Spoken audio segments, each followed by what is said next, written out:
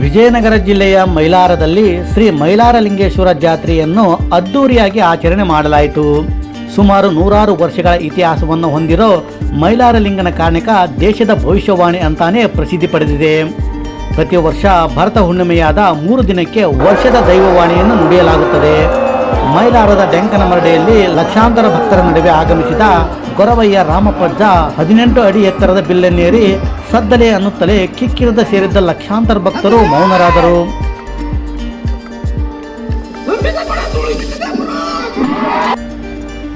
ಆಗ ರಾಮಪ್ಪ ಗೊರವಯ್ಯನವರು ತುಂಬಿದ ಕೊಡ ತುಳುಕೀತಲೇ ಪರಾಕೆನ್ನುವ ವರ್ಷದ ಭವಿಷ್ಯವಾಣಿ ನುಡಿದು ಬಿಲ್ಲಿನಿಂದ ಕೆಳಕ್ಕೆ ಬೀಳುತ್ತಲೇ ಭಕ್ತರೆಲ್ಲ ಗೊರವಯ್ಯನವರನ್ನು ಹಿಡಿದು ಕೆಳಗಿಳಿಸಿದರು. ಇದನ್ನು ವಿಶ್ಲೇಷಿಸಿದ ಧರ್ಮದರ್ಶಿಗಳು ಈ ಬಾರಿ ರಾಜ್ಯಕ್ಕೆ ಉತ್ತಮ ಮಳೆಯಾಗಲಿದೆ ಅಂತ ಹೇಳಿದರು. ಇನ್ನು ಇಂದು ಸಂಜೆ ಸಂಚಿ ವೀರರಿಂದ ಸರಪಳಿ ಪವಾಡ, ಗೂಟದ ಪವಾಡ ಸೇರಿದಂತೆ ಅನೇಕ ಪವಾಡಗಳು ಮೈಲಾರಲಿಂಗೇಶ್ವರನ ಸನ್ನಿಧಿಯಲ್ಲಿ ಜರುಗಲಿವೆ.